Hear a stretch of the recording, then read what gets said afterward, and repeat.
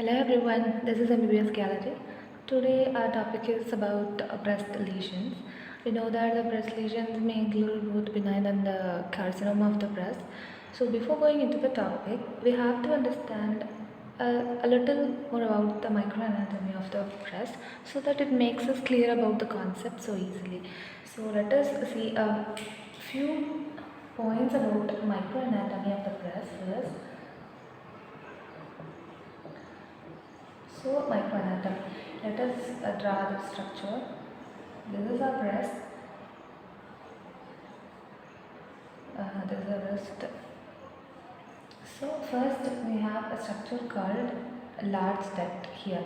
So these large ducts. This is our terminal duct lobular unit. That is simply TDLU. We come across this, and another structure here. This is our larger duct, and this is here we have a stromal structures surrounding the lobules here. This is a stromal structure. We have two stroma. This is one stroma called intralobular stroma.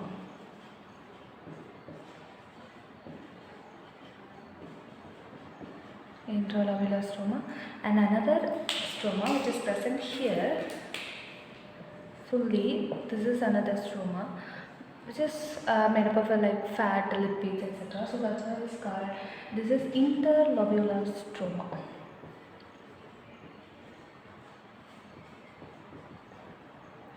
So these four structures plays an important role here, because the lesions, the carcinomas are going to be arise from these four structures. So what are all the lesions that are going to be produced through this? First lesions we have here. Let us say, so in TDLE, that is terminal duct lobar unit, the carcinomas, most of the lesions are produced are carcinoma, proliferative lesions of the breast,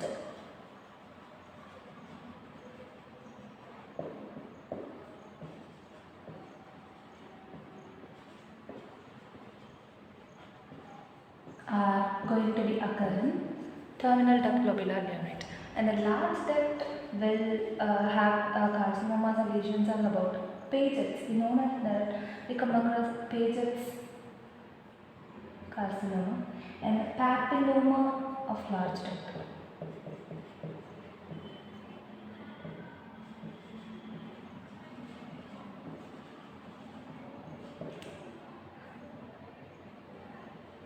Carcinoma of the papilloma of the large duct. So these Paget's carcinoma and the papilloma, these are spread through the large ducts. That's why occur in the large duct. And intralobular stroma has some of the lesions are mostly fibroadenoma occurs in intralobular stroma. Adenoma,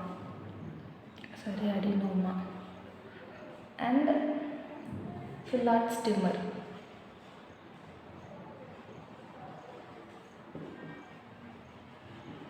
This is mostly going to occur in intralobular stroma, and there are some tumors which are going to occur in the interlobular stroma. They are fibromatosis,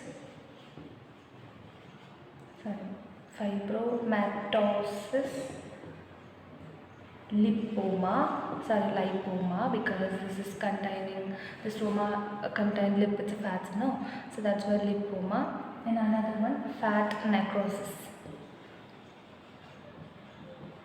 These are all the rough idea. No, it's actually the important topics. If you memorize these, it will help you to understand the whole concepts easily.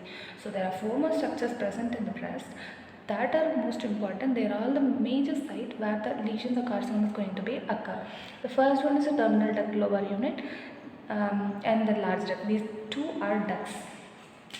You know that this is a duct, and these two are stroma. These are stomas. So intralobular stoma, interlobular stoma. So these are the major lesions confined to that sites. First, we are going to see about the epithelial lesions of the breast, and then we are going to see about the carcinoma of the breast. So the epithelial lesions of the breast. First, actually, the epithelial lesions of the breast has these infections. Epithelial lesions of breast has a three important not three important lesions. So first, non-proliferative lesions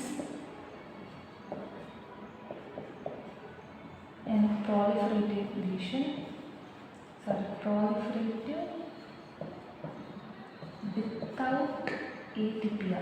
Atypia means dysplasia.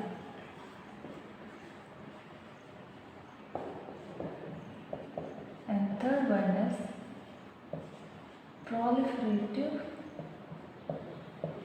with atypia. That is with the dysplasia. It's okay. Which means it has a carcinomic condition increased. This is almost a carcinomic condition. So this is the epithelial lesions of the breast, and later we have to see with the carcinoma of the breast. So what is a proliferative, non-proliferative? First we are going to see about the non-proliferative lesions. So what is non-proliferative lesions actually? So the non-proliferative lesions, which includes the first of all, it has the changes of it has a certain changes in the breast, which is a fibrocystic changes. First is a fibrocystic changes will be occur in the breast. That is non-proliferative lesions. Fibrocystic changes. So which is also this type of breast we call it as lumpy bumpy breast.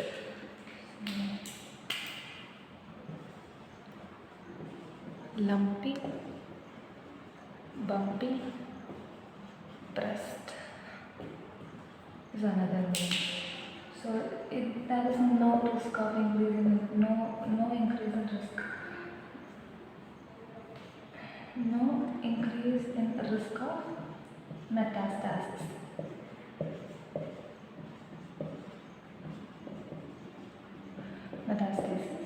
And what are all the histopathologic examination reveals? What is revealed by the histopathological examinations?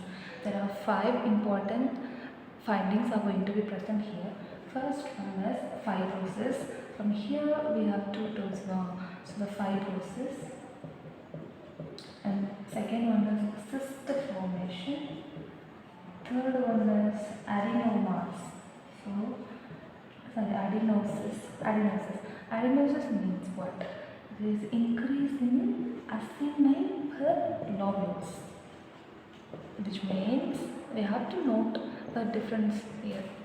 And clearly we should know this, which means, for example, this is a normal lobule, like 1, 2, 3, 4, 5. Here, increasing acinine per lobule, which will create number of increased acinine. So this is adenosis. So next, fourth we have a calcification. So that's why we call it as also milk of calcium in this condition. Milk of calcium. And fifth feature we have here is apocrine metaplasia.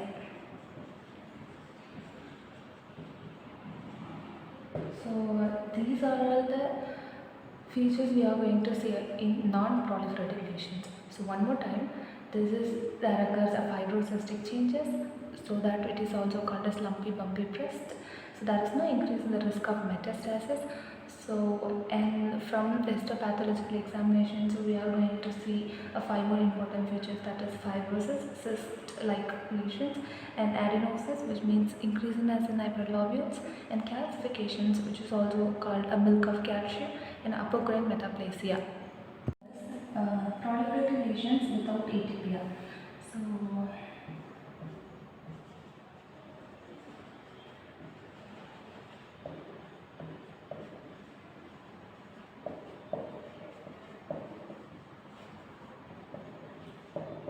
So these lesions may have a slight increase in the chance of risk of malignancy. There is a slight increase in risk of malignancy. So that is malignancy, that is metastasis, malignancy, and these lesions actually going to be present in three ways. That is, first one here is epithelial hyperplasia, which means here, so we have a ductal structure which have two types of cells going to be present in the duct inside the eye. So this is our myoepithelial cell, and another structure we are going to present with this inside this are luminal cells. So, in these two cells, myoepithelial cells and the luminal cells, hyperplasia going to occur, going to take place. So, increase in the luminal and myoepithelial cells proliferation, which causes this type of epithelial hyperplasia type of proliferative lesions without atypia. So the first ones, and the second one is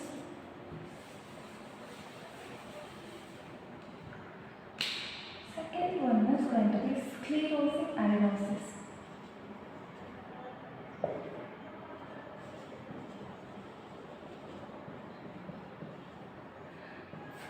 By this term itself, we are going to say that how this lesion is going to be present.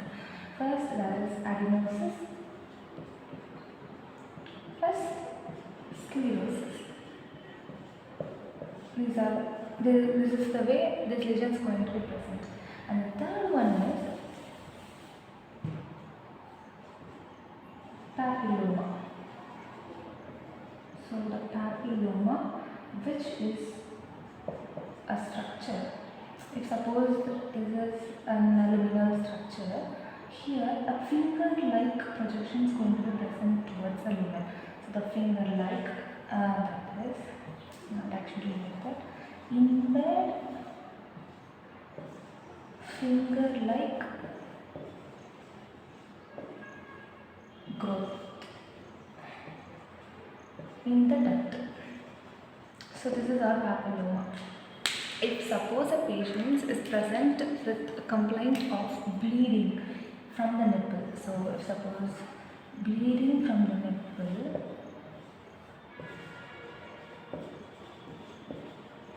you may suspect papilloma.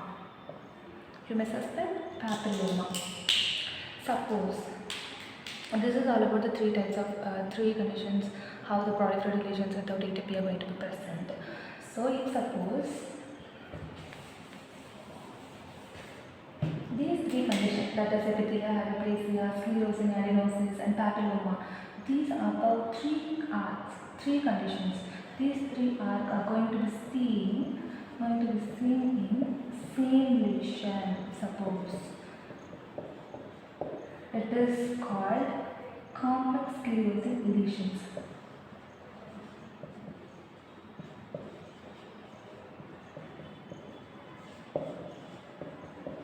So this is complex sclerosing lesions. Examples and conditions like a radial scar, which mimics the malignancy.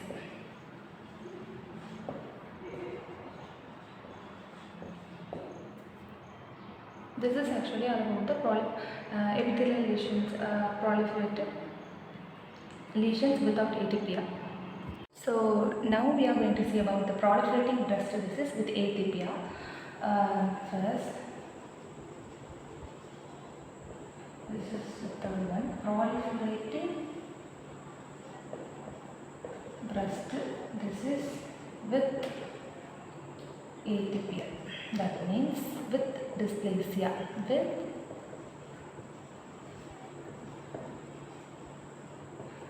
so it has actually it has two types. Okay, first type it is like first one is atypical ductal hyperplasia, and that is split here. And B, second one is atypical lobular hyperplasia.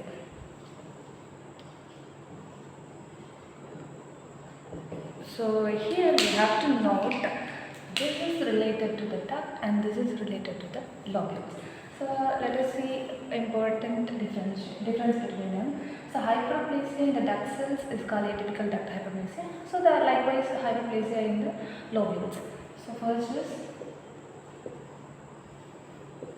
hyperplasia in ductal cells. Here it is increased cells in lobules. Then it has a nuclear atypia, that means hyperchromatia and pleomorphisms in the nucleus. So nuclear atypia will occur here. Nuclear atypia means which is hyperchromasia and pleomorphism. Then here there are two conditions. So first of all we have a normal duct cells likewise. Here this is a duct epithelial cell, epithelial lining in the duct. This is actually a normal duct. So if suppose there is a finger-like outgrowth, this is our epithelium. If there is a finger-like outgrowth here towards the duct, a finger-like outgrowth towards the duct, which indicates a papilloma. If suppose that is a hyperplasia in the duct, this is our epithelium. If suppose that is the hyperplasia of duct lying enormous, but it doesn't fills the complete, there is no hyperplasia occurring in complete manner. It is incomplete, that is partial, with having a pleomorphic and hyperchromasia. So pleomorphic means different size of nucleus, a small one, bigger one, like pleomorphisms. This is in case of atypical duct hyperplasia.